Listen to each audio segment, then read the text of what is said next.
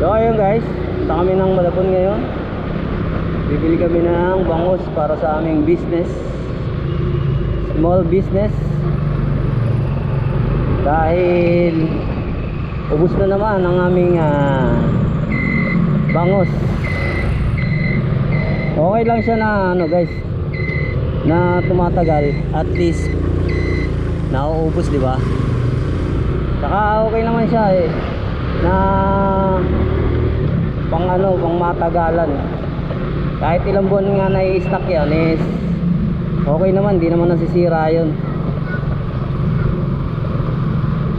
Nakakahiya naman kasi kung wala tayong maisusupply sa ano natin. Ilan na lang ata natitira dito sa amin? Ilan na lang balil? 2 na lang daw. So syempre nakakahiya kapag may naghanap, hindi natin mabibigyan. Kaya magluluto kami ngayon. 2 box sana yung bibili namin. Yung lulutuin namin ngayon bali 48 pieces. Kaya lang yung supplier ng bottles na kinukuhanan ko is naubusan sila ng gano'n, ng yung bote. Kaya ayun, isang box lang yung available nila, bali 24 pieces. Bali 24 lang yung bibili namin ngayon na bangus. Sabi daw nila wala raw supply ngayon kahit saan ng bottles. Try ko daw maghanap sa ibang ano, sa iba, sa marketplace ba, sa ibang ano, mga nagtitinda ng bote. Hindi naman namin inihinto yung ano, yung pagluluto nun. Kasi actually matagal naman talaga siya bago ma-expire. Ngayon lalagyan na namin yung label ng ano, ng expiration date para ano, para alam ng kliyente kung kailan ba ano. Pero actually ano na yun, actually puro actually, no. Yung sample namin na luto hanggang ngayon ayos pa rin. Last year pa tayo, isang taon na tayo, okay pa rin. Pero ang ilalagay lang natin doon syempre 6 months lang. Ano pa yun last year pa yun, di ba? March, alam ko March yun, August ba? Mag-iisang taon pa lang pala yung pinaka sample namin. Mag-iisang taon pa lang ngayong August. Pero tagal na, no? Hindi pa nasisira. Ganun ka ano yung ano namin, ka safe. Kahit buwan na naka-stock, kahit hindi mo sa malamig ilagay yun guys kahit hindi mo sa malamig ilagay yun, okay lang. Kahit sa medium temperature lang, much better nga sa ano lang sa medium temperature mo lang. Saan galing yun? Pupunta? Ba't pasalubong yun? Galing, nagkamali siguro ng daan yung mga yun. Baka napapasok sa expressway yun tapos bumalik. Ang kulit ng mga yun Buti walang nagbabantay doon. Pag may nagbabantay doon, yari sila, patong-patong kaso nila. Salungat ka sa takbo ng mga sasakyan tawag.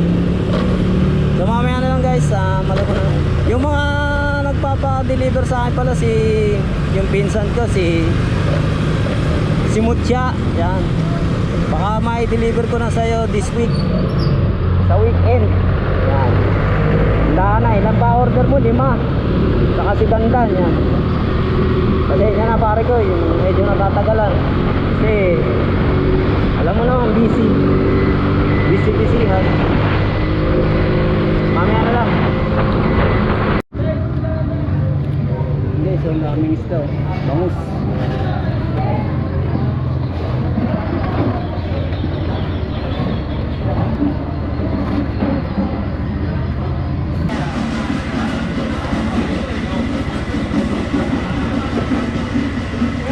May size 0 po kayo. Maliit yung malalaki.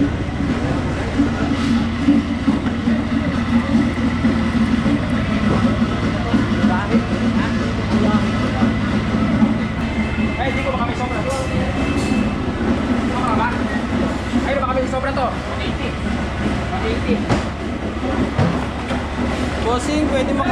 24 pieces lang.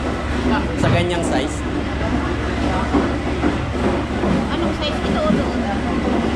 Parehas lang naman yun.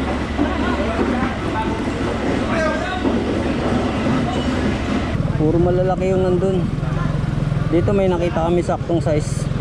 Size 0 kasi yung kailangan namin, yung hinahanap namin eh. 0 size. Hindi pwede yung sobrang malaki guys. Kasi nga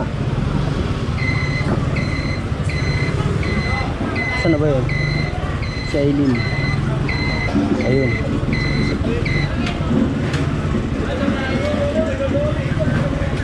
Ha?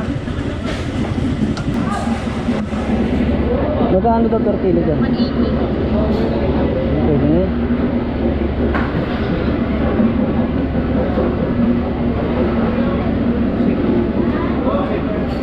Onse. Magkano yun? 80. Bali? 80.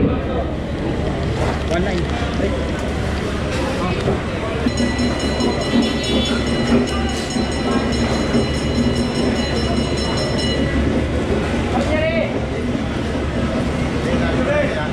1980 bossing.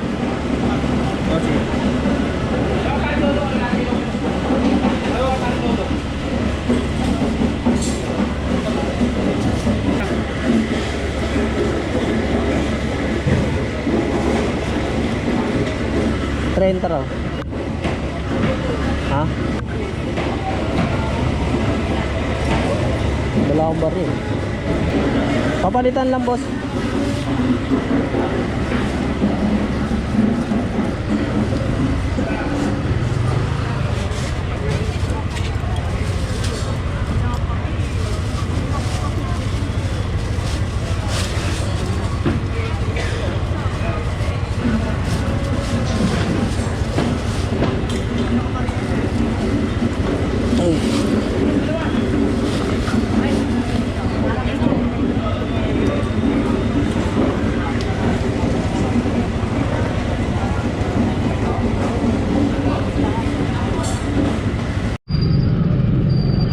So yun guys, nakabili na kami ng saktong-sakto lang sa size ng bangus na kailangan namin.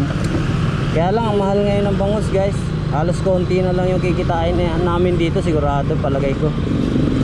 180 yung kilo ngayon. Mahal. Usually yung nabibili namin dyan dati, pinakamataas na yung 160, 170 yan. Pero ngayon wala. Mas mahal yung maliliit na size ngayon kaysa dun sa malalaki, kasi yung malalaki 150 lang ang per kilo eh.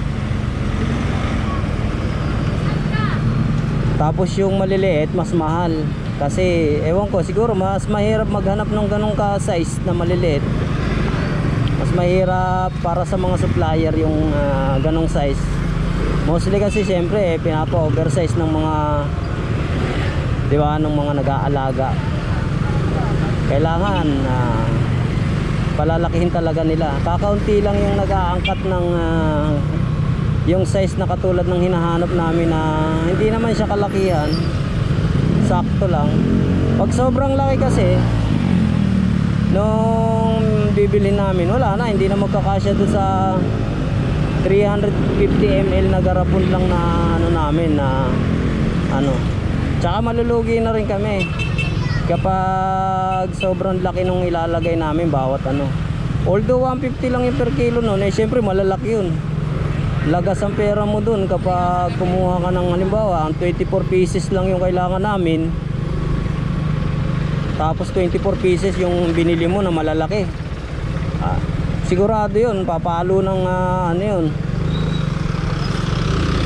24 pieces kung tapos mga oversize pa, malalaki. Aabot siguro ng ano yun, 11 kilos nga itong ano namin eh. Siguro aabot ng mga 20 plus yun, 20 plus kilos, tapos 150, di wala na, lugi na agad. Di katulad nung size na ganito, siguro sa 1 kilo may dalawa na. Dalawa na malinis na ano, 2 piraso na. Sa 180, 2 piraso na. Diba kung estimate mo?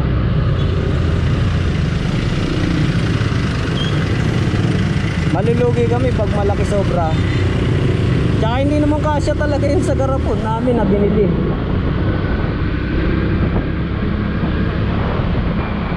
Dalawang hiwa lang siguro. Tapos may sobra pa yun. Na yung ulo saka yung ano, buntod.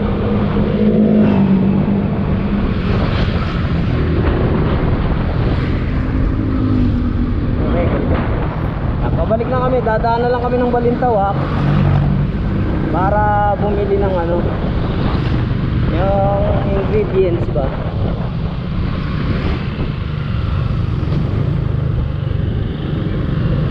Medyo kinakapapa talaga namin yung mga ibang bagay na ano, pero dun sa long lasting, talagang long lasting naman talaga siya kahit pang stock mo sa bahay. Yung in case of emergency talagang maaasahan siya, pang matagalan talaga tong yung bangus namin. Doon lang, yun nga lang, yung may mga feedback na siguro napapasobra sa ingredients yung ano, katulad ng ano, yung parang meron siyang ano, sinasabi ng ibang customer, client natin, yung parang may amoy daw siya. Hindi namin alam kung anong klase yung amoy na yun na sinasabi nila. Pero baka tingin ko sa ano hindi naman sa mantika kasi sinasabi nila. Pero hindi, tingin ko hindi sa mantika yun. Baka napapabili kami siguro ng bangus na yung katulad ng hindi dagupan. Halimbawa hindi dagupan, yung amoy gilik siya, yung mga amoy yung gilik niya, di ba? Parang amoy putik. O kaya napapasobra kami sa ingredients na nilalagay namin, katulad ng ano, ng laurel.